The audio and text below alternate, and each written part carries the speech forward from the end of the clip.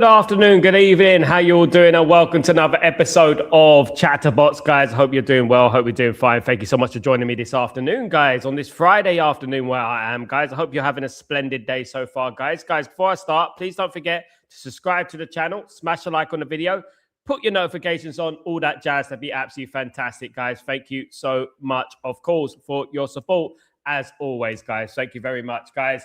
Let's get into some Manchester United news, shall we? Now, everything's going to be geared up to the weekend's game. Of course, we've got a massive game against Tottenham Hotspur tomorrow. Of course, this time tomorrow, probably we'll know the score of the game and we'll know where we stand in regards to the league, etc., etc. But we're going to move it on, kicking the ball down the road, so to speak, and we're going to be talking about the summer window. What midfielder will Manchester United be bringing in? Now, we've got a new name that has just come out off the blocks over this last 24 hours, guys. A new name, an experienced player, to be honest with you, the 28-year-old Manuel Locatelli. Now, Manuel Locatelli is a midfielder who currently plays for Juventus, a CDM who plays for Juventus. And Manchester United are interested in bringing in Manuel Locatelli as a kind of contingency plan, an option, a cheaper option in regards to bolster the Manchester United squad come next season. Now, I don't know why Man United didn't make a move for Locatelli during the January transfer window. Of course, that would have been very handy for Manchester United, a good player, of course. But Locatelli, his contract expires in 2028.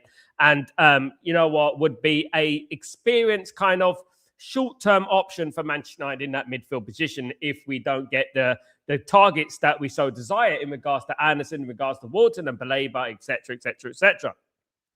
Manuel Locatelli, been around the block a while. Manchester United are interested in signing the 20-year-old Italian midfielder Manuel Locatelli as they look for a new midfielder. The club has already initiated first contacts with the player in entourage to explore the possibility of a summer transfer. Locatelli signed a contract extension with Juventus in November 2023. So Manchester United have already started the groundwork in regards to Locatelli. Now, very, very interesting, this one, because it's something that has just come out of the blue. And Manchester United, obviously, they're linked to the usual suspects, the Wharton, the Andersons, the Balabers, the Kones, the Lamine Kamaras. And you know the drill. We've been linked to a lot of midfielders. Manuel Locatelli is one that we haven't quite been linked to. And we've had murmurs over the last year of Locatelli, but nothing really serious has been coming out the airways in regards to this player. But Manuel Locatelli would be an easier option for Manchester United. For example, if Man United do sign a Carlos Baleba or an Anderson, they're going to have to bring in another one. Looking at the squad, Man United squad, we are losing a number of players potentially in the summer, which could equate to about £2 million a week in players that we're going to be losing. Obviously, you've got Casemiro, we've got Ugarte could be leaving, we've got Maguire who could be leaving, Anthony leaving, Rasmus leaving, Rashford leaving, Sancho contract is expired as well. So there's going to be a number of players, and some of them we haven't mentioned. Some of the players like Collier and players of that ilk will probably be leaving the football club, you know, and that day Man United are in line to save £2 million a week. We're going to really shorten down our squad. But if Man United do get into the Champions League, they're going to need a squad. And Manuel Locatelli represents a squad player for me. That's what he represents. He represents a player that can do a job, especially if we are in the Champions League. And we've lost all these players. And we bring in this player as a squad player, in my opinion. Good player, Italian international, of course. So very experienced. Going to be 29 next year. That's the key. That's the key here. Obviously, it does depend on the price and how much Juventus would want for Locatelli, of course, guys. But it would be a significantly cheaper option than some of the players that we've been linked with over the last few months, of course, guys. So Manuel Locatelli, 28-year-old CDM, Manchester United linked, guys, which is a good kind of option for Man United, in my opinion. This is not the first time United have been interested. They have monitored Locatelli closely since 2021 after his notable performances for Italy in the European Championship that summer. Juventus signed him from Sassuolo on a 2-year loan with an obligation to buy for 25 million plus 12.5 million euros in bonuses. Locatelli subsequently signed a contract extension with Juventus in November 2023, which quits him to the club until June 2028. The Italian international has 34 caps for Italy and 3 goals for his country. In the current Serie A season, he has made 22 appearances, providing 1 assist. Transfer market estimated his value around 25 million euros. Galatasaray and Olympique Marseille are also interested in Locatelli, guys. So very, very interesting one coming forward, coming out the airways, guys. Let me know what you think about that one. I hope everyone's doing well, guys. Before you go, please don't forget to smash a like on the video. If you guys have smashed a like on the video on the way in, let's see if we can get to that 50 like threshold, guys. If we could do that, be absolutely fantastic. Brilliant to have you guys on board, of course. Brilliant to have everyone in the house. Big up, Metal. How you doing, my friend? I hope you're doing well. Really good to see you, of course. Now, one deal that looks to be, in my opinion, done, what I'm hearing, the noises coming out of Manchester United, is Carlos Bale.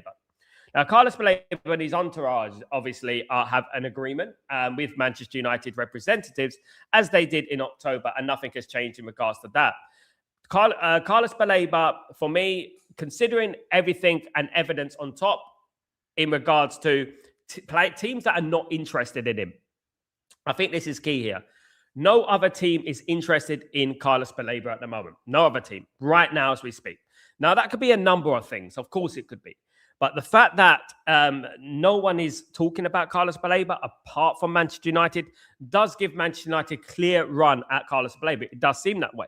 Either that or Manchester United have already reached an agreement with Carlos Bale. Another reason could be that teams have been put off by his performances and his price, because obviously his price is going to be quite significant as in comparison to his performances on the pitch. Of course, Manchester United can't throw away money at the moment. So obviously, if he's going to be 65 million, that money can go towards an Adam Wharton, an Anderson, or anyone of that ilk, can't it? So Man United need to look at things maturely in regards to this deal. I do believe that Carlos Bale will be a Manchester United player. In the noises I'm hearing, Carlos Bale will be a Manchester United player next season. And because I'm taking it on the level that he's already agreed verbally, a gentleman's agreement to come to Manchester United. And another thing, it's very easy for Man United to do this deal. It's easy for Man United to do this deal. You know what I mean? And I feel that the fact that he's desperate to come to Man United does play a huge part. And Man United won't have to try hard to get him. Obviously, the biggest stumbling block is the fee with Brighton and Hove Albion. We remember in the summer that these ridiculous fees were being thrown around everywhere. Was it 100 million, 90 million, 115 million? We heard ridiculous fees. Apparently, his fee has been reduced by 40%. So we're looking at about 65 million at the moment, as his price was 115 in the summer. So basically, I would say Man United could possibly do a deal for 65 million, probably 10 million in incentives. I do think this would represent a risk. And this is my opinion, guys. I do think this would represent a big risk for Manchester United because obviously performances do count. Performances do matter. We have to remember that at the end of the day, and we don't want it being a situation, an Evan Ferguson situation of Brighton and Hove Albion. As we know, Evan Ferguson, it was being compared to Rooney about a year ago, wasn't he? He was being compared to Rooney. Now he's at Roma and doing okay, but he's not jumped to the Rooney level, so to speak. Of course not. But guys, it is a very, very interesting one to look forward to, of course, guys, and look at. But I do believe we'll be sitting here in the summer with Carlos Bale as a Man United player. I just think that. I just got this overriding. Look, I'm not the oracle of football. I don't come on there portraying the oracle of football. But given every single thing on top of what's going on at the moment in regards to Carlos Bale, it just feels like he's going to be a Man United player. And Locatelli, again, I think will be a great squad option. And if Man United do qualify for the Champions League, guys, We need a squad. We don't just need a first team. We need a squad, considering the players that are going to leave the football club as well. Let me just say hello to the community, guys. Big up everyone in the house. Big up yourselves. Hope you're all doing well. Of course, big up Metal. How you doing, my friend? How you doing? Hope you're doing well. Good to see you, my friend. And big up Rich. Long time no see. Hope you're doing well, my bro. I hope you're doing good. Good to see you, my friend. Good to see you again. Big up Ephraim. Hope you're doing well. Good to see you again. Of course, the legend. Absolutely. Big up Bobby. How you doing, my friend? Hope you're doing well. Big up yourself. Hope everyone is blessed this afternoon, of course, guys. This lovely Friday afternoon, of course, guys. It is Friday afternoon, and we are gearing up to the massive game against Tottenham Hotspur. Now, I got slaughtered yesterday because I spoke about, obviously, Man United had the possibility to come second in the league. Now, look, guys, people are going to laugh. People are going to laugh at me and say that Man United are not going to come second. There's no chance in hell we're going to come second. Now, I beg to differ. I'm looking at the league at the moment, and I'm looking at the fixture lists, and I'm looking at Manchester City. And I actually don't believe Man City are gonna win the game tomorrow. I think they're gonna drop points tomorrow. I think this will be the end of their title race. And when it is the end of their title race, let's say, for example, they lose to Liverpool tomorrow, the points difference could go up to 9 points if, obviously, Arsenal beat Sunderland. I think that's game, set, and match. Signed, sealed, delivered. Over, in my opinion. I think it's over. Yeah. And I think that would open a door for Manchester United. And the reason I say that is because I believe Manchester City will put all their eggs in the Champions League basket. This is what I'm feeling. And I think that's the same goes with Aston Villa as well. Aston Villa have got enormous problems in regards to injuries. And so they are kind of on a downward trajectory as well. They're not really playing to the level that, they were playing. Obviously, how many games did they lose in a row? Or was it a win in a row? Sorry. And unbeaten in a row. Big up, Bobby. How you doing, my friend? Hope you're doing well. Good to see Bobby in the house. Hope you're doing well. Good to see you, mate. Hope everything is blessed with you, of course. Absolutely. Big up, Metal. How you doing? Christian Orozco is coming next season. He is, but he'll go straight on loan, mate. He'll be treated the same as Diego Leon. He'll be treated the same as any other player that's been coming into this football club. Sekou Kone, he's not going to be a first-team player. He's not going to be a first-team player. Obviously, Man United are going to have to analyze his performances in regards to the youth teams. And it's going to be very difficult for Orozco to come into the team. As talented as he is, Sekou Kone is very talented, and so is Diego Leon. But Man United, as we've done so often when we're bringing in these type of players, we've not started them, and they've not got in the squad consistently, have they? So as much as I really admire Cristiano Orozco, I think he's a very good player. I've been looking at him for months and months. But I don't think that he represents a man that is going to be walking into that Man United midfield at the moment. So, yes, he'll be coming to Man United. No, I don't think he'll be in the first team squad straight away. I think he'll do the same thing will happen, of course, with Sekou Kone, what happened with him. And that's what we have, of course, guys. Absolutely. Big up, my friend. I did have some issues with. Yeah, it's good to see Rich back in the house. Big up yourself. Hope you're doing well, Rich. Good to see you. Yeah, having an issue, guys. In the comments, guys. I've been having problems with my messaging. My messages disappeared on Saturday, as you know, guys. As I tried to get you on the, we just celebrating a win against Fulham, and I couldn't read anyone's comments. It's ridiculous. Remember. Yeah, and it's madness, these things, honest to God.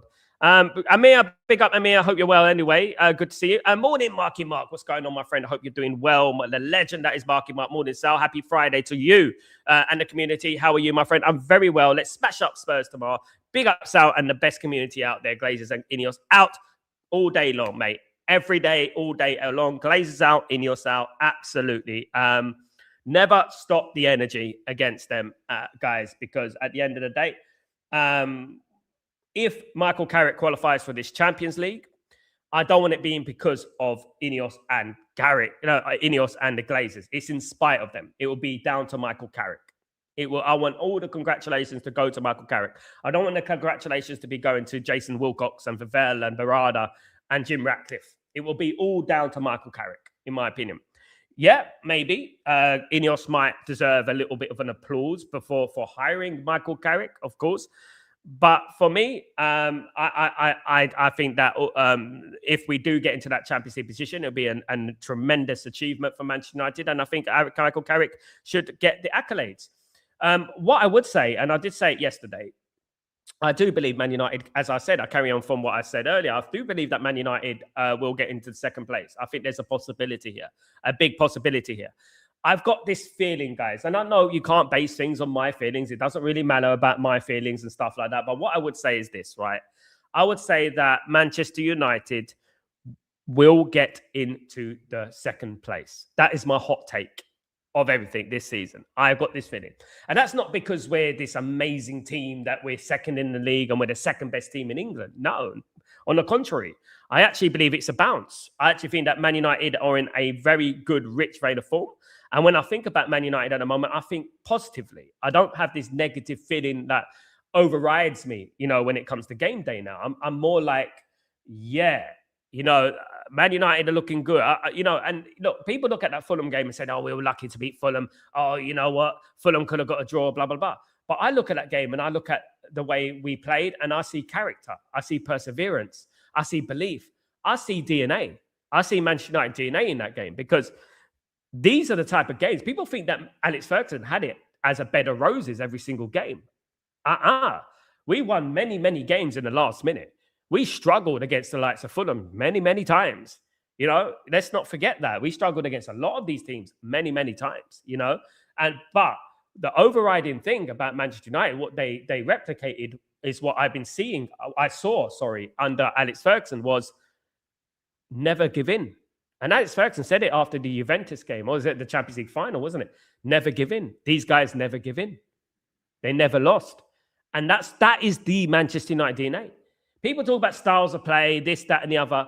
But for me, what I remember Manchester United is going right to the end, right to the wire, and fighting tooth and nail until the very end. And winning, getting last minute goals, last minute winners, last minute equalizers, these sort of things. Do you know what I mean? That's what I remember Manchester United for. That's what I fondly remember us for, is these things, of course. Big up, Maguire Stephen. How you doing, my friend? Hope you're doing well. Good to see you. I seen Kobbie. I seen today Kobbie is getting a new deal. Just hope they don't overpay him, 75, 80K a week for him. Yeah, look, he's still got a youth contract as far as I'm aware. So I think that would suffice. I think 75 to 85,000 is about right. However, there will be other teams willing to give him 100,000. So obviously, do we want to lose Kobbie Mainoo, or do we want to pay him the money that he feels he deserves? Now, obviously, we're in a very ridiculous time in regards to football, where every single player wants to get 100, 200 grand a week, despite their performances. Now, I'm not saying that Mainoo has been crap. A lot of it's not his fault. But I would also point out that the off-field antics have been not good for Manchester United, regardless of what you think about a manager. The off-field antics have not been beneficial to us, And I feel like I would like to see Kobbie Mainoo getting a run in the team and reach the performances that he had in his first season at Man United. Now, I maybe boldly claimed that Kobbie Mainoo is a generational. I did say that Kobbie Mainoo for me is a generational. I think he's close to generational, but now he has to prove himself back in the generational bracket. I think in the first season, when he went to the Euros of England and played in the Euros final, played in the FA Cup final, absolutely outwitted Rodri in the midfield. I thought this guy's a generational. And you have to say that. If you class Rodri, right, as a Ballon d'Or winner, right, and Kobbie Mainoo's in an FA Cup final, by the way, is totally outplaying him in that midfield, you have to say at his age, he's a generational player. And you have to give him his flowers. However, in the last year or so, whatever's happened between him and obviously Ruben Amorim, and we saw a lot of things happen in our eyes, obviously ridiculous, immature stuff that happened, obviously, with his brother. I hope that he gets back to the level that we all feel that he can be, of course. Now, one thing that is very, very important for Kobbie Mainoo is his surrounding, the people who surround him. He needs people who encourage him. He needs people who want to push him to the very best. At the moment, if you've got people who are only interested in the bling-bling, are only interested in the money, are only interested in him, getting what he wants, getting that bag. If you're only interested in that and not the football, which it does come across at the moment, then you know what? You're not going to get very far. What you need is people who push you to get to the absolute maximum of your ability. Because I don't think he's at the maximum of his ability. Now, I actually think he's getting there, and I hope he gets there because I'm a huge admirer of Kobbie Mainoo. I think he's a brilliant player. But obviously, as people know, the generations I come from and stuff like that, I want to see consistency. I want to see performances. But above all, I want to see professionalism. And I want to see getting your head down, knuckling down, and playing for that badge. Do you know what I mean? On this great day as well, obviously the 67th anniversary of the Munich air disaster, of course. We have to understand our culture, our heritage. That's what we have to understand as Manchester United. And the players need to understand this should be ingrained in Manchester United. There are people that sacrifice themselves for this football club, and I've always put it on the forefront of my comments. Let's not forget where we came from. Let's not forget who we are. Let's not forget who sacrificed themselves for us to be in this position now, for me to be on this stream, for us to be talking about Manchester United. Let's not forget who sacrificed themselves for that. And on this day above all days, we remember that fondly, of course. And players like Kobbie Mainoo and other players as well within the squad need to have this imprinted in their brain. Now, I would say, Manchester United, don't let the occasion get to you, because it has before. I remember I was at the game when Manchester United lost to Manchester City in the Munich 50th anniversary of the Munich air disaster. And we had the no sponsors. You remember? Man City and Man United had no sponsors on their shirts. We lost that game 1-0. We need to just focus on our football, because this is what they would have wanted. You to focus on your football and Manchester United to win football matches. And that is what it is at the end of the day. I hope City go trophyless there. But your team, your favourite team in the world, Kenny, is Arsenal. So you're going to be happy with that? Guys, absolutely. Big up. Just got your message, Rich. Thank you, mate. Thank you. Yeah, it's all fixed up. I've messaged YouTube and stuff. Hopefully it stays. No distraction of Champions League. I think we can finish higher up than 12. I agree with Richard, because at the end of the day, people are looking at Man United and thinking about Man United in a way that they've got 3 games a week and, you know, we've been rubbish and this and that. We haven't actually been rubbish. We've actually been at the second and third best XG in goals created and actually goals as well, isn't it? So, you know, I think that we're starting to get ruthless again, and this is good. And I think the Premier League should be afraid of Manchester United. I think a lot of the people that are doubting Man United coming higher than 4th are the people that are actually in fear and are reassuring themselves that Man United can't come higher than 5th. You know, Man United, I've got better feeling about Man United right now as I speak. It may come tumbling down like a ton of bricks tomorrow, but I've got a better feeling about Man United right now than I've had in a while. I just got this feeling about it. I got a feeling that Man United are going to go in this run. Will Carrick be the guy, though? Will Carrick be the guy? I think it all depends who's available in the managerial sector. I think it's going to be an interesting one, but that's why they get paid the big bucks, isn't it? That's why, obviously, Jim Ratcliffe, Ravel, and Wilcox and Berardi get paid the big bucks to make the big decisions, of course. And if Michael Carrick gets into the Champions League, I just can't see them not. Whatever I think, it doesn't matter. I just can't see them not giving him the job. It's going to be interesting. It's going to be interesting. I can't see them not giving him the job. I think they will. I think they will. Absolutely. Especially if we come second, like I said. I think Sunderland will beat Arsenal this weekend. Oof. Well, let me see how this can work out. Sunderland can play a low block and they can counter Arsenal effectively. Maybe that can happen. Stranger things have happened before. I mean, when I think about Sunderland, I do think about shocks. I do remember Key. You remember Key, who used to play for Sunderland, getting that winner, wasn't it, against Liverpool, if I'm not wrong? I remember the balloon situation with Liverpool. You remember that? Guys, yeah, I remember all these with Rayner in goal and stuff like that, you know? Yeah, good. Just finished your stream. Big up Kenny, my guy. Big up my friend, of course.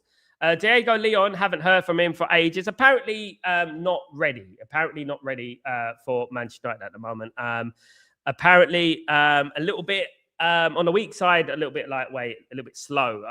If I'm hearing correctly, but very talented. Obviously raw talent. And this is what I'm talking about. When you bring a player from South America, like Colombia or something like that, it is very advisable to send them out on loan. It is very advisable because it is a different world. And I'm not only talking about the likes of Orozco and the likes of Diego Leon. What I'm talking about is players like Exteveria, players that are actually at the top in regards to young players coming out of South America, like the one that signed for Man City, gone straight back on loan. and they've got the talent, but they're not there yet. You have to have maybe a loan or something like that to integrate them into the team. Now, I really do hope that, Orozco comes in and he sets the world alight. When you think about these kind of signings, I think about Antonio Valencia. I think about these type of players. For example, Antonio Valencia went to Wigan Athletic and earned his corn there, earned his experience there in regards to Premier League, in regards to all that, earned his experience, and obviously became a very good player for Man United eventually. Shame Valencia came at a time when Ronaldo left and stuff like that. Obviously, that's an end of it. Obviously, that's a different conversation. Of course, back in them days, it was like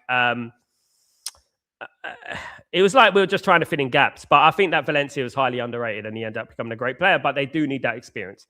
Atletico, big up Roy. How you doing, my friend? Good to see you. Busby Bays, 1958. Never forget. Flowers of Manchester, flowers of English football all day long, of course. Stephen, just hope United slap up Tottenham tomorrow. 4-0 clean sheet. I hope so, mate. I hope so. I do hope so. We haven't won against Tottenham in 8 games. We rather embarrassingly, lost to them 4 times last season.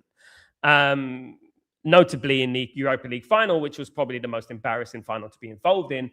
Even if we won that game, it was such an embarrassing game, very boring game. It was, but to lose it, it's one of the biggest. How would I pull it in a way? It's one of the. It's a black spot in the Man United history. That game, it really is, because we didn't play. We didn't play. We didn't turn up, and it was just an awful game, to be honest with you. Roy, United cannot carry on the streak. They have to win. They haven't beat Tottenham since 2022-23. Yep, I mentioned it earlier on the season, Roy. Absolutely, earlier on the stream. Be it metal, Sal. If the gap somehow becomes 9 points to Arsenal by the end of the weekend, are we actually talking about a title charge? If the gap somehow becomes 9 points to Arsenal by the end of the weekend. I mean, if Man United seriously wanted the title charge, and look, I'm not bringing this in because at the moment, I think we'll be jumping ahead of ourselves. We've been running before we can crawl at the moment. Man United to qualify for the Champions League at the moment ultimately should be our focus. But of course, if you win games, we're going to get excited. We're going to get giddy. We're going to get overly zealous, maybe, because at the end of the day, you never know what can happen in football. You never know. I'm never going to shut the door on that. I've seen Man United lose 8-point leads with a month to go. I've seen that. I've seen us throw away titles, when it was in our hands. So there is absolutely a small chance that Man United, that could happen. But I think if Manchester United managed to come third or second, I think it'll be a phenomenal season for Man United. And I think that we can go from strength to strength. Now, my biggest concern is if we do get into that area of third and second, I don't want Ineos thinking the opposite to what we're thinking. And what do I mean by that? Basically, I don't want them to think we're good enough. We don't need to invest in this team because we are good enough. Look at us. Look, there's the evidence. Proof is in the pudding. We came second with first. I told you we are good enough for the Champions League. And I want Man United to go on from there, because if anything I can criticize about the last 10 years, what sticks out in my head is Jose Mourinho. Jose Mourinho came second in the league. Obviously, Jose Mourinho did win the Europa League and he won the League Cup as well. And when he came second in the league, it's quite obvious what he needed to fix the team and to progress and to solidify our position in the top 2. We didn't push nowhere near enough. And obviously, we all know what happened to Man United, and Man United started declining and going down, I think this time what Man United need to do is, so if we do, and I really do hope so, we kill it this season. A lot of guys, even if we come and get in the Champions League 4th, 5th, fair enough. It's good enough. You know what I mean? But, I'm just thinking about, the ins and outs and the twists and turns. What can happen in this Premier League is anything can happen. If we do get into the Champions League, I want the board to say, we're not going to stop here. The wheels have not stopped turning. We're going to put back Michael Carrick or whoever it is to the hill and back. And we're going to make sure we solidify those positions for good. You know what I mean? Stephen Maguire, glory, Man United, 1958. Absolutely. Big up yourself. Big up. Absolutely. In this very, very important day, of course, guys. United for life. Big up Sal and all your legends. If United continue with this fighting spirit, then I do see us in second place. Just hope we don't get any injuries. And this is a very, very important point from United for life. The only thing that can stop Man United, in my opinion, is injuries. We are one injury away in that midfield from kind of being in a mini crisis, because when we're looking at Ugarte, for whatever has happened to Ugarte, I don't know. I was a big fan of Ugarte before he came to Manchester United. He's not performing to the level at Manchester United that he should be performing. And when he comes onto the pitch, every time Ugarte comes onto the pitch, we don't have a positive response. We don't. We have a negative response. We actually decline in our performance. And we have to look at this objectively. We have to look at this, and we have to be eyes open to this. Sometimes players come into football clubs and it just doesn't quite work out. It just doesn't click. It just doesn't click. And like Juan Sebastian Veron, but Juan Sebastian Veron obviously came in a time with Roy Keane, David Beckham, and Paul Scholes. He'd probably be the best player in our team right now. If Juan Sebastian Veron was around now at his peak, he'd probably be the best team. But in regards to Ugarte, I feel sorry for him in a way, but sometimes you have to hold your hands up and say, this hasn't worked out.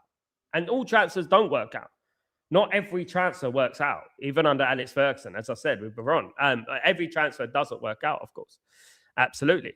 RIP 1958, absolutely. And best of luck to everyone who travelled to Munich, of course, today as well. RIP the Busby Babes, absolutely. That's who we are. That's our heritage. That's who we are, of course. So do you think we need to do the manager's groundwork now?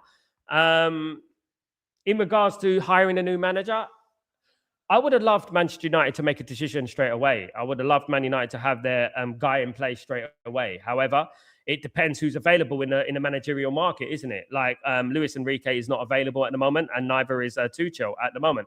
So Man United can't really tap up managers right now as we speak. It's going to be very difficult for us to approach managers like Tuchel and Luis Enrique, who I believe are the only ones who I would bring into Man United. Number one will be Luis Enrique all day long. But that's subjective, of course. But I would say that we have to wait until where we are at the end of the season. Now, if Man United get in the Champions, let's say Man United squeeze into the Champions League. Let's say 5th place, and we just about get in with the back door, right? Would you keep Michael Carrick, or would you bring in a Luis Enrique if he was available? For me, I would bring in a Luis Enrique. However, if Michael Carrick gets 2nd place or 3rd place and absolutely, let's say he's unbeaten from now to the end of the season, I don't think they cannot give him the job. I think they have to give him the job, because they put themselves in a little bit of a corner, a little bit of a pickle here, a bit of a predicament, because if he does remarkably well, and this is exactly their words, he has to do remarkably well for them to give him the job. If he does remarkably well, then, you know, it's going to be hard not to give him the job. Now, but as the thumbnail suggests, Man United are earmarking managers at the moment. They are thinking about what manager they're going to bring in at the moment. And Thomas Tuchel apparently is right at the top of that tree, along with Luis Enrique. Thomas Tuchel will probably be easier to attain than Luis Enrique, in my opinion. Obviously, because Luis Enrique is a Champions League winner. So is Tuchel, I know, COVID season. I know all that happened. But Luis Enrique is a very, very respected manager right now in regards to his popularity. And there will be a lot of teams that are going to be vying for his managerial services. I think if we squeeze into the Champions League, I think give it to Luis Enrique if he's available. If Carrick absolutely smashes it and gets into that 2nd and 3rd place and even 4th place to an extent, depending how we're playing, guys, then I would say, okay, yeah, just give it a go, you know, because I'm not going to paint Michael Carrick with the Ole Gunnar Solskjaer brush. I think that's unfair. I mean, I think it's very interesting that, you know, because he's English, people are going to play it down and say, you know, Michael Carrick and that. But at the end of the day, Luis Enrique was playing for Barcelona when I was watching football. You know, everyone deserves their opportunity. You know, everyone deserves a chance. And you never know who's going to be that guy. Every manager started as a footballer. Most managers anyway. Some of them obviously were amateur footballers.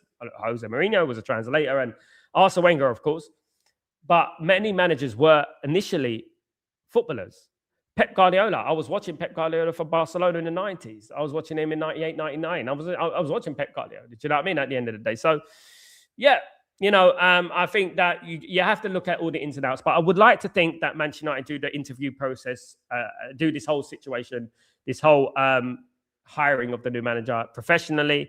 and interview everyone, all the candidates involved, and weigh up absolutely everyone. But what I don't want them hiring Carrick because he's easy. I don't want them hiring Carrick because he's not going to argue with them. He's not going to want 500 million spending in the summer. I want them to hire Carrick, and I want them to back Carrick to the full level that they will back a Luis Enrique, for example. I want them to back him to the maximum. You know, if you're going to get Michael Carrick, you back Michael Carrick to the hill and back. And that's what you do, you know, and that's what I would say about that. And there you go. Absolutely. Amir, the greatest of all time and every single moment. Absolutely. Absolutely.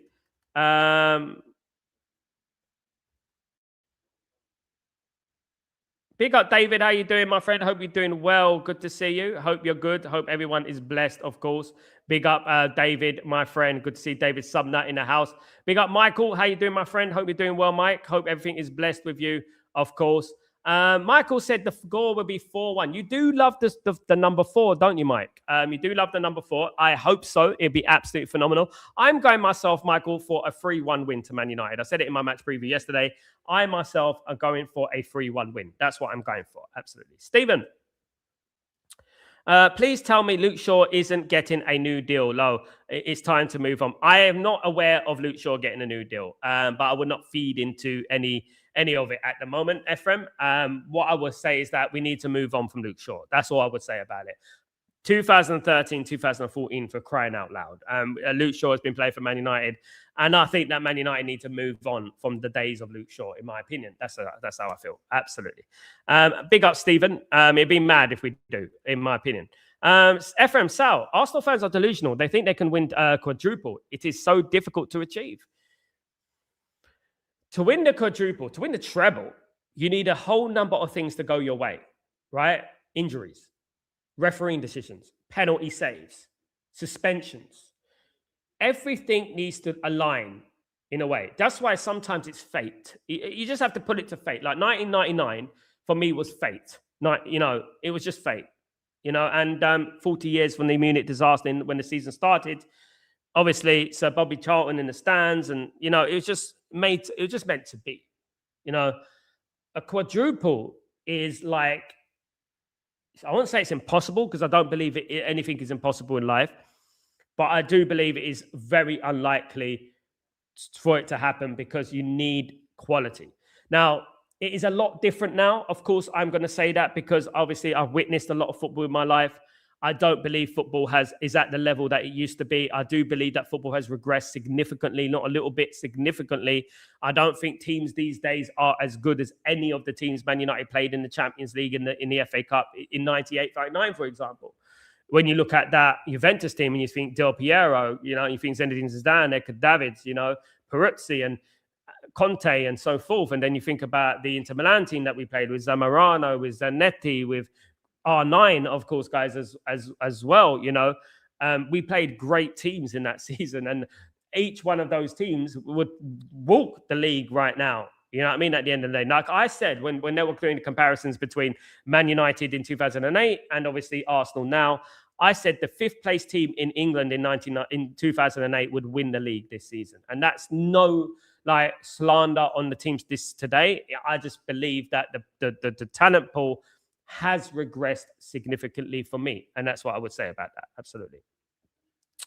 Smash the lights, big up yourself, big up, my friend. Enrique, for me, if he's available, Kenny, I mean, obviously it's a big decision to make. Obviously, if Michael Carrick does very well, he's going to play on the heartstrings of the Manchester United faithful, and obviously maybe Ineos will play the blinder. Maybe they're saying that you know what, if he gets in the Champions League, we win. If he doesn't get in the Champions League, we win, because you know what, we're going to hire someone else. But if he gets in the Champions League, he's cheap and cheerful, cheap as chips. And the fans are going to warm to him. We already love, obviously, Michael Carrick, but obviously certain section of the fans are not going to want him to leave. They're going to say, well, we've got to give him a job now. Give it to Carrick. Give it to Carrick. And that's what they're going to say, And I want to take myself out of the emotional side of things, because obviously I don't want to go back to Ole Gunnar Solskjaer. I want to take the emotion out of it now. I just want to take the emotion and think, okay, calm down. Let's see what happens. Right. What are we going to do with Michael Carrick? What can Michael Carrick achieve at Man United? And we have to look at that. We're going to obviously know a lot. Time's an education. football is funny. You learn a lot from managers. I will be looking at Carrick closely. One thing you learn about managers, one of the most important things you learn from managers is when they suffer a little bit of adversity. And I would say that if we do suffer a little bit of adversity, you're going to see the character of the manager come through, shining through, or obviously not, because these players are not mentality monsters, so to speak. They're very fragile, these players. And some of these players have got a decade of failure. And this is why I was saying about experience. You could have experience, but you don't necessarily, what type of experience do you have? You don't necessarily have big, experience of good things. You might have experience of bad things, obviously, and it affects you. Or you might have experience of good things. And you know what? You feel good. You feel confident. And that's the thing, like obviously with Luke Shaw, with Harry Maguire, with Diego Dalot and players like that, of course. Sal, we've got a big test against West Ham midweek. Casemiro can't play tomorrow and do 90 minutes at West Ham. This is going to be a huge test for Carrick. It is going to be a huge test for Carrick. But Metal, I do believe they're going to risk Casemiro for these tests. This is a big test. Obviously, I think we got Tottenham tomorrow, West Ham on Wednesday, and I think we've got Crystal Palace next week. It's a big test. I'm hesitant to say this, but the Tottenham game is a difficult game. We have to play Casemiro. I think Casemiro can squeeze half of the West Ham game. We need him. We can't, in my opinion, we can't go to the London Stadium and not play Casemiro, because we struggled at the London Stadium as well. We haven't won there in how many years? Wasn't it under when Ibrahimovic was playing for Man United, I believe, when the last time we won at the London Stadium, if I'm not wrong. I think that we need Casemiro for that game midweek. Maybe we can drop Casemiro for the Crystal Palace game at Old Trafford. Maybe we can do that. It's up to them. This is why we needed a squad, even if we got Conor Gallagher. Do you know what I mean? This is exactly why Manchester United needed a squad. This is why we needed reinforcements, even if it's a loan, even if we got a Ruben Neves or something like that. You know what I mean? This is why we needed it. It's precisely for these moments that we're talking about right now. Do you know what I mean? We envisioned this. Guys, many of us envisioned it at the beginning of the season when we were talking about the AFCON and we were saying what's going to happen at the AFCON. We're going to lose players and stuff. And we actually were affected by the AFCON quite significantly, actually.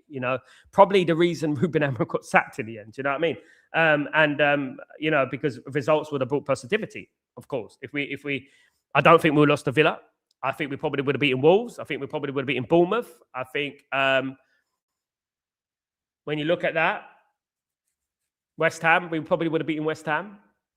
With Mbremo and Ahmad in the team, it would have made a huge difference, Absolutely. Michael Carrick has been nominated for Premier League Manager of the Month in January. So I don't want to know, Michael. You know why I don't want to know, Michael? Because it's the curse of the Manager of the Month. And if you know, in regards to the curse of the Manager Month, every time our managers get Manager of the Month, they seem to decline. So at the moment, I'm not too interested about the Manager of the Month because obviously I know fair play, congratulations. But obviously I'm in a position now where I'm thinking about the past and getting a little bit of PTSD here in regards to managers getting Player of the Month, like Ruben Amorim. Let's not forget, only a couple of months ago, Ruben Amorim got the Manager of the Month. Let's not forget that, guys. You know what I mean? Absolutely. LT. Big up, Sal. Big up yourself. Hope you're doing well, bro. The pool of elite managers is small, and on the World Cup is also a problem. So even if we get Champions League football, players still want to come to the club with a visible project. So who is manager is key. Actually, LT, you make a splendid point there, mate. As usual, I expect nothing less from you, my friend. What I would say is that, yes, for example, the caliber of player that you want to attract would obviously be it would depend on the manager. If I'm a player up and coming, like for example, if I'm Anderson, right? I'm Anderson. And I got a chance to play, let's for argument's sake, let's play devil's advocate here, guys. Let's for argument's sake say Luis Enrique goes to Man City, Pep leaves Man City, Luis Enrique goes to Man City.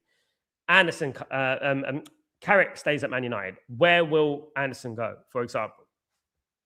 The manager does play a huge role. For example, Alex Ferguson. When Alex Ferguson was around, everyone wanted to play under Alex Ferguson. Well, many did, unless you wanted to go to Barcelona and go with the sunshine and La Rambla and party all night and stuff like that. Do you know what I mean? But look, I would say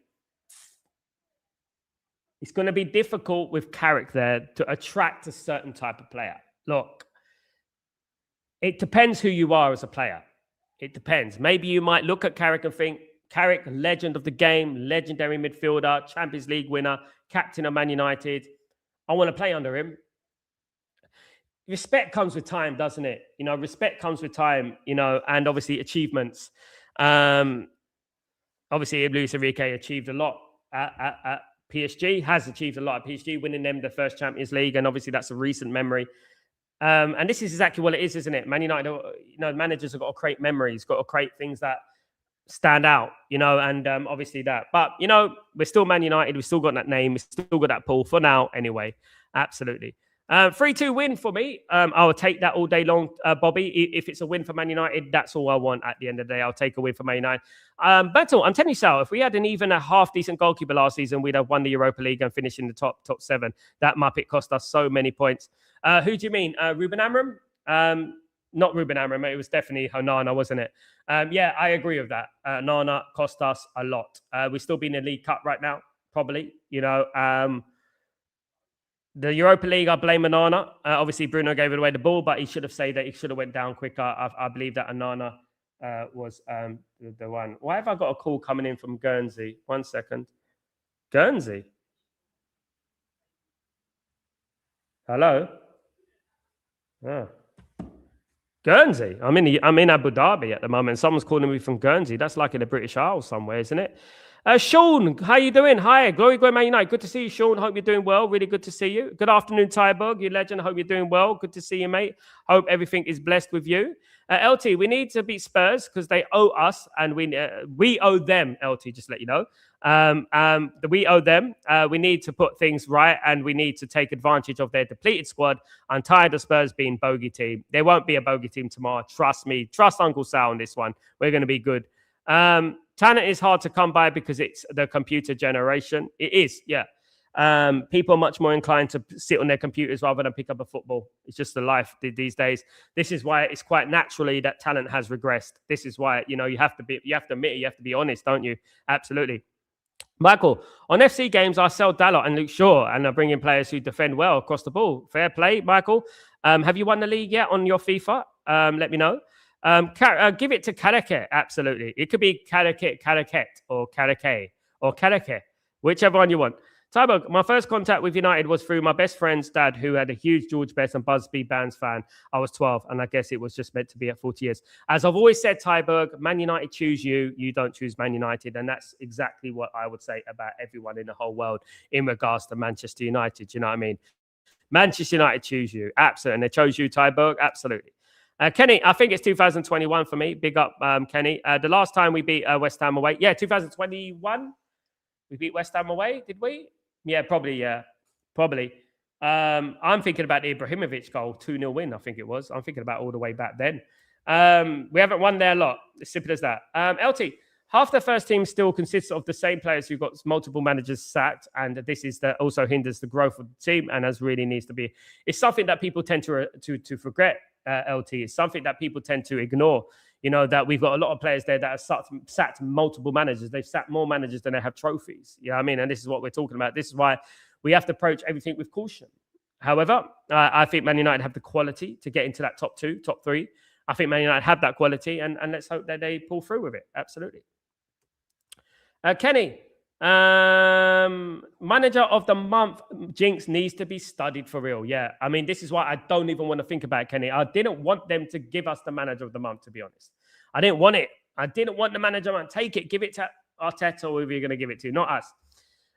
Hello, how are you? Hope you're doing well. Don't know your name, but hello. I know what you mean. He doesn't have the pull like Ferguson, Pep, Ancelotti has, although if we get Champions League, that will be a pull. It will be a start. It will be a start. Let's not forget that Michael Carrick's still a legend of Manchester United, and everyone knows who Michael Carrick is, one of the greatest midfielders. I believe if Michael Carrick played for England a little bit more, England might have won something because he would have added more balance to the team, rather than just trying to squeeze Lampard, Scholes and Gerrard into one team. I believe they were missing Carrick. That's what I believe, and they had to drop one, drop Lampard, in my opinion, or Gerrard.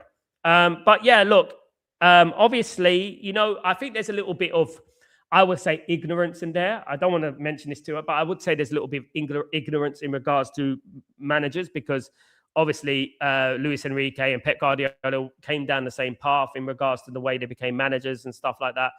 So I would say that it's a little bit unfair on Michael Carrick to be labelled like this, but you know how people think, don't you? And I would say that if Michael Carrick gets in that top four, is the bottom line is it's going to be very difficult not to give him the job anyway. And what my biggest concern is that if they do give him the job, I don't want them giving him the job thinking, all right, we gave Carrick the job. He's easy. He doesn't answer back. He won't ask for transfers and that. I want them to back him to the absolute maximum, like they would back a Luis Enrique or like they would back an Ancelotti. Do you know what I mean? And stuff like that. I also don't want Jason Wilcox in his ear 24/7. I want him to do his job and I want him to focus. Michael Carrick is a very calm character. You can see as well that he's also got this ruthlessness to him as well, in my opinion. I like that about him, that he's not just all a bed of roses. He's got a little bit of an edge to him, which I like. And he won't create much headlines. He won't say anything stupid in the press conferences. But hopefully he'll get the job done. Just hopefully he's got that ruthlessness side about him. Hopefully he can get that correct, of course.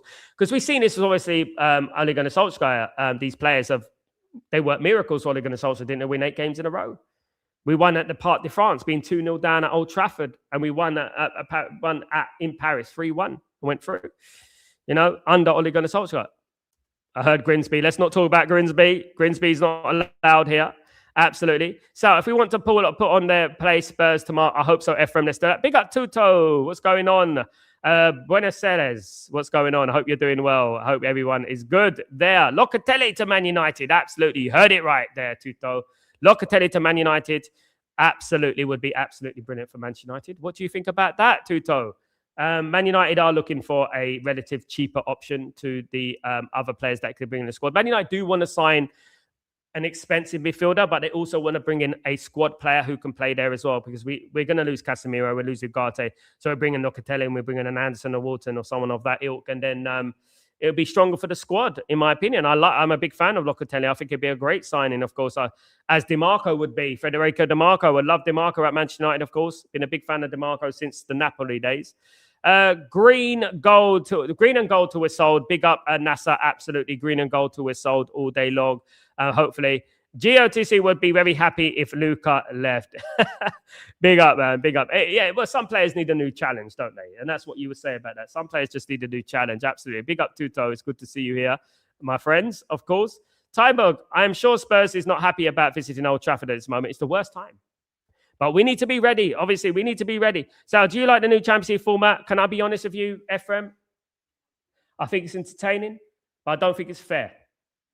And what I mean is that how can you claim it's fair when you don't play the same team the same amount of time home and away? How is it fair that you could be put up against Real Madrid, someone could be put up against Real Madrid away, whilst the other team gets put up against Bodo Glimt? Or what teams are in that competition? Some of the teams are absolutely diabolical. I believe in fair competition, and I believe that every team should play every team twice. And if they're going to do that, what they need to do is this. Forget the knockout stages. I know I'm sounding controversial here, guys. If they want this Champions League to be fair, I don't believe it's fair, because I believe that you have to play each team twice, home and away. Each team, right? What they should do is they should abolish the knockout stages and just make it a league. That's it. And at the end of the season, whoever wins the league wins the Champions League. Yeah, like that. Why not? It's a league, isn't it? And that's it. But obviously, there's always going to be a part of me that thinks, you know what, nostalgia and all that with the old Champions League format, which I prefer myself. But I do believe that you need to play each team twice, home and away, make it equal competition, a fair competition, in my opinion. But that's just me. Hey, that's just me. But that's what I think. Anyway, absolutely. Stephen, I'm going to Spain, Lanzarote tomorrow out to get things ready. It's later, Sal, and enjoy yourself in sunny Spain. The rain on Spain, in Spain falls mainly on the plain. The water in Mallorca don't taste like it oughta. Yeah, there you go. Enjoy it. Metal. I was talking about Onana. Lamens for me is the bigger. Oh yeah. I got you, man. I put 2 and 2 together, my friend. Absolutely, I put 2 and 2 together. LT. Mazraoui needs to start at right back. Dalot doesn't do it for me. I don't think he does it for many people, LT. For Mazraoui is better defensively and technically better on the ball. And you know, during the AFCON, Mazraoui was playing as a left back. You know, that shows you the depth of his versatility and talent. Paphos, exactly, and Carrick. Come on, man. Olympiacos, Sparta Praha. Come on. Bodo Glimt. Come on. My goodness me. Some of those teams carry a bag. You know what would be absolutely ironic if Carrier Bag was sponsored by Tesco. That would be funny. Tyborg, there was no need to change the Champions League. We all know they have done it for more money, and this is what bothers me. It was good this decade. Suddenly, it's not good enough anymore. I think the overhyping of the Champions League. Some people saying they love it like this. I don't see how you can love it. How can one team go to Carrier Bag away and another team play Barcelona away? That just doesn't make sense for me. I think if you're going to do it like that, you're going to have to wait until you're going to have to make it a league, primarily a league competition for me. You know, you're going to have to make it a league competition. But guys, I just want to say thank you, everyone, for supporting the channel as usual. Please, guys, don't forget to subscribe to the channel, smash a like on the video. But absolutely fantastic if you guys could kindly do that for me. Also, put your notifications on so when I do go live. I am live later, guys, on Judge Mo's channel. So join me on Judge Mo's channel. So please don't forget to join me on that and get your questions in, get your thoughts in, because obviously I know that obviously Judge will want to ask me a lot of questions about what I said yesterday. So I'm going to be there back in Man United with chest, as I always do, guys. Of course I am. Guys, thank you so much. If I don't see you later on, I'll see you for Breaking Dawn tomorrow, guys. Have a great evening, night, morning, wherever you are in the world. I'm Sal Warner. This is Chatterbox, and I'll see you through the window. Take it easy. Peace.